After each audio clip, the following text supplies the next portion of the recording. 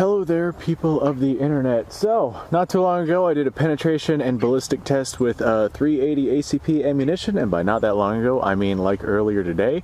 And I figured I felt like doing another one. So I'm out here with a couple of different rounds of 223/556, and I have all different sorts of rounds of ammunition. I have a 4x4 right here that we're going to go ahead and put these through, and we're just going to kind of look at the results, entrance wound, exit wound, see, you just look and compare them all. So we're going to start off with basically your I'm gonna say the least interesting to the most interesting ones. So I've got a Full Metal Jacket Tula round.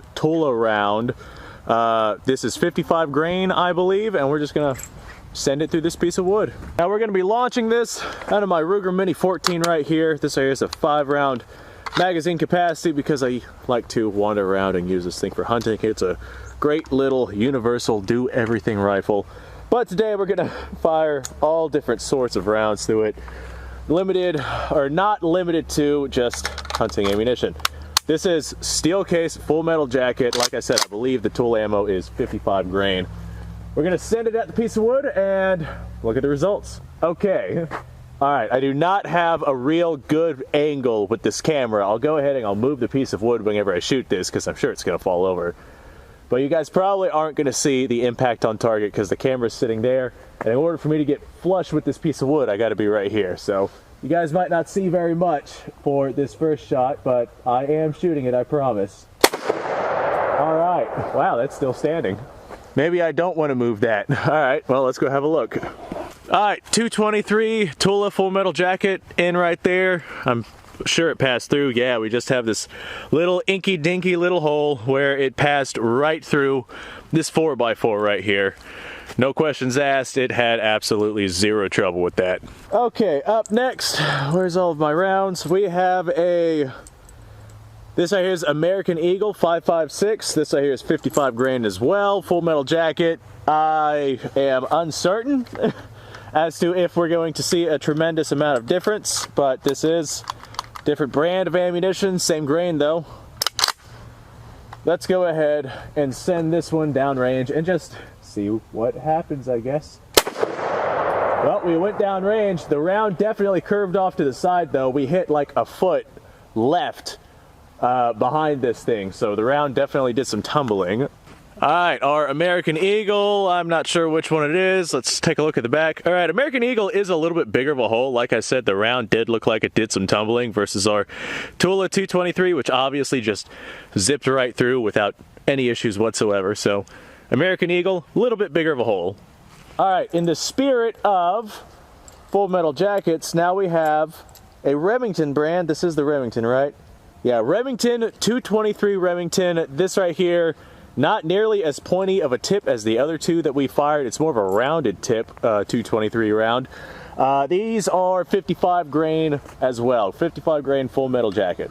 I imagine that we're going to see very, very similar results to what we've been seeing so far. It's the other rounds I have that I'm very curious about. All right, let's go ahead and go take a look at that right there. I know we passed through because I saw the dirt fly up in the background. Okay, here's our 223 Remington, the Remington brand Remington. Very similar to our Tula ammo. Looks like our American Eagle's the only one that has tumbled so far. Now let's get into some more interesting stuff. Okay, up next, I'm very curious about this one. I have a Tula hollow point round. I don't foresee this being much different than a Full Metal Jacket, but I'm still curious to see what the differences are. So let's go ahead, load this in, and we're just gonna send a round downrange. All right, let's go ahead and go take a look at that Tula hollow point round. I'm not sure if the wood is enough to cause it to expand. Oh yeah, a little bit, I guess. Here's our Full Metal Jacket hole, and here's our hollow point hole. Little bit bigger, but not anything I'd really write home about. The hollow point round is about the size of the hole as our American Eagle Full Metal Jacket. I'll go ahead and I'll point that out. Okay, let's move on. All right, up next is one I'm genuinely curious about. This right here is a 223 soft point round. It is a regular Full Metal Jacket round that has had the tip ground off of it, basically. So I'm very curious to see what's going to happen with this. These are not accurate out to long distances, but boy, oh boy, do I imagine that they make quite the significant impact whenever they do hit their target. Let's find out what this one does. All right. I think that's the hole. I put those holes pretty close together. All right, one of these two right here is our, the one I just fired. I'm not sure what I'd call that. 223 soft point, ground down thing. Ah, God, that is a significantly larger hole than the rest. All right, 223 soft point definitely definitely has some expansive properties in comparison to like our full metal jackets. Hollow point is like in between the two. All right, up next we have a green tip. This right here is M855 ball, 62 grain I believe is the weight. I expect this to just zip right through. These are the ones that have the steel penetrators inside of them. And seeing as the copper and lead rounds are just zipping right through, I'm fully expecting this to zip right through. I'm going to go ahead and aim a little bit lower, so maybe we hit the piece of wood that is holding up this 4x4. That might be interesting. Let's go ahead, send a round through there, and see what happens with this steel penetrator. Well, we definitely hit it. All right, let me see what I got going on here. Well, our steel penetrator was definitely tumbling whenever it came roaring through there. Tore up that piece of wood. Let me see if I can find it. All right, well, we have some interesting conclusions to come to on this one. Okay, I was not expecting this from this M855 ammunition, these steel penetrators. So right there is our entrance hole in between those two, I'm assuming those are like nail holes or something like that. Those are like brown, and the black hole in the middle, that is our entrance wound. And our exit wound is significant compared to basically all of the other 223 rounds. That is a significantly different exit wound. I was definitely not expecting that. All right, well, I got one round left, and I doubt we're gonna see anything like that. My God, that is very impressive. All right, up next is a simple 5.56 tracer round. I do not know the grain on this. I do not know the manufacturer. Great, that's down there now. On the back it says WS, I think, GT. I believe that's what it says. That might be a 6. I see a W, a T, and what might be an 8 and a 9, a 6 and an 8. I'm not entirely sure on that, but we're going to go ahead and send this tracer round through this piece of wood once I stand it back up, and we're going to see what the results are. Come on now. You stood up just fine for quite a while. You stood up after getting shot with 223 rounds repeatedly. You should be fine. Okay. All right, let's go ahead and send this round quickly. What the hell? This might explain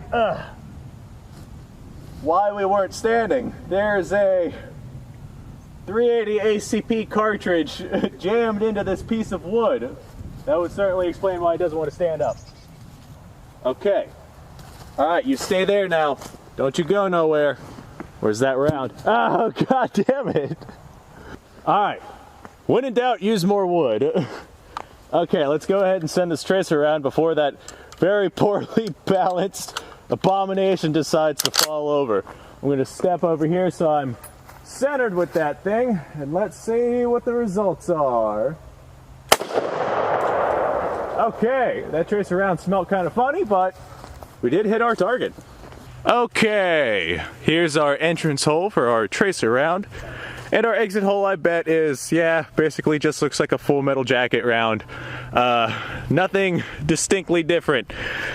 So far, that M855 green tip, by far, was the most devastating round that I've seen in this thing. 62 grain as opposed to 55 grain. That's a pretty significant and distinct difference between those two rounds. Jeez, McCriminy.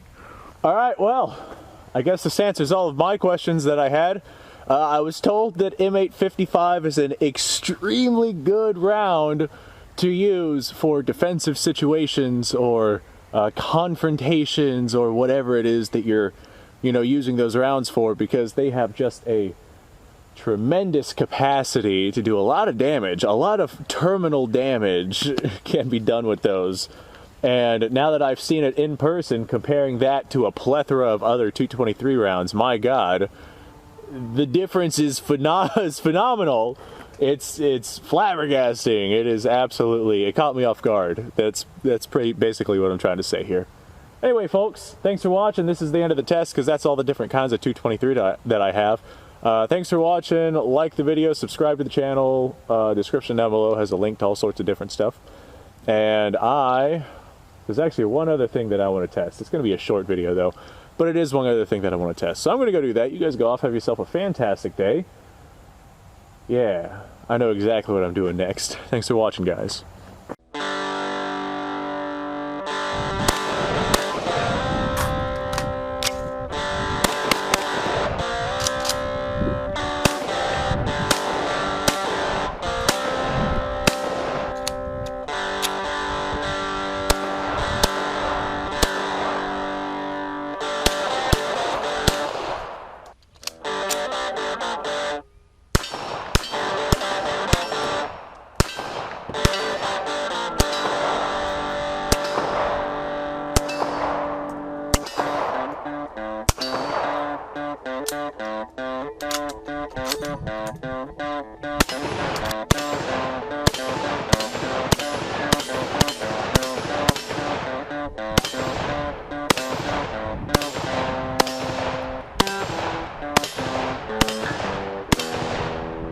Been a little while since I've done this.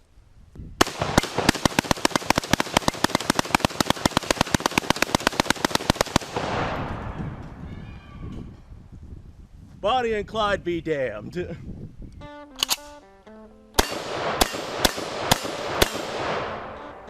Poor man's Garen.